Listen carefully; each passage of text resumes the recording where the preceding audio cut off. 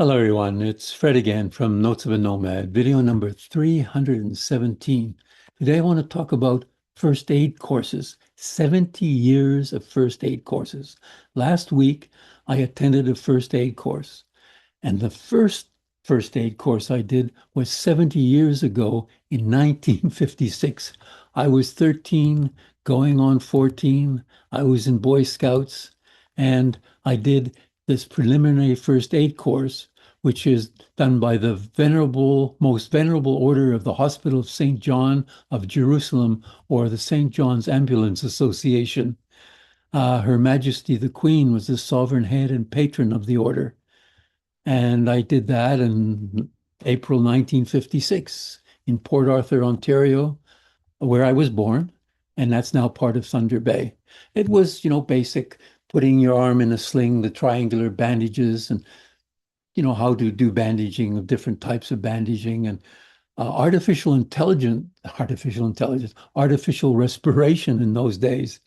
Artificial intelligence wasn't around, but artificial respiration, which is now outmoded, we did the Holger Nielsen method, where the person would be lying on their stomach and their arms on their head, and you would press on their back to get the air out, and then lift up their arms to get the air in. And that was the Holger Nielsen artificial respiration method, which again doesn't exist. It's out of date. CPR has taken over on that. So I did a second course, very similar. Again, first aid to the injured with the St. John's Ambulance Association, this time on February 1962, 6 years later. It was in Burnaby or Vancouver. And that was the year of 62. Later on, I left with my friend Ken and went to Europe. And ultimately, I ended up in South Africa, where I worked on the gold mines. And when I was on the gold mines, we had lots of first aid because mining accidents were pretty prolific, and it was very important to know first aid. And we had first aid competitions. So, as an example, we did a team of five of us, and we'd be given a scenario. A rock had fallen on this person's leg and was bleeding, and you had to stop the bleeding, and then the leg was broken, so you had to put it in a splint and then put the person on a stretcher and move them. They give us, say, 5 minutes to cope with the scenario, and the teams from different mines would come and compete, and those who'd win, and we won. This was a winning team. That's why we have the photograph with our mine manager, Mr. Hodges, and our trainer, who was the medical officer on the mine, and then the five of us, and myself here in the bottom corner, and then Franz Martens, who was a good friend. He started on the mines almost the same day as I did. Anyway, we won, and I have this ring that I bought with the money that I got for winning that competition. I still wear the ring from that first aid competition. And I didn't do first aid until another course, which until 2016.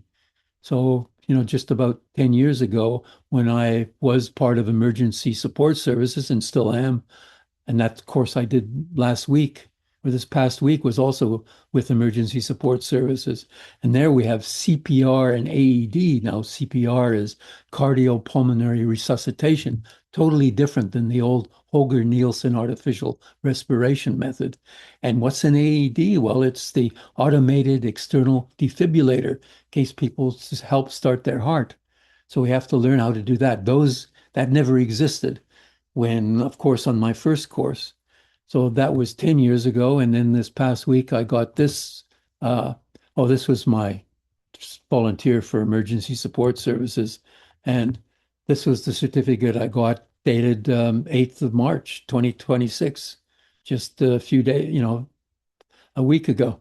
So with that, of course, there was a lot more things like opioid overdose, how you would give a person a naloxone, sorry, don't pronounce it right, but it's the anti-drug if they weren't breathing. It will allow them to start breathing again if they are suffering from an opioid overdose and things like that. And how to use an EpiPen. I mean, we never had EpiPens in those days, when people are suffering from their allergies, etc.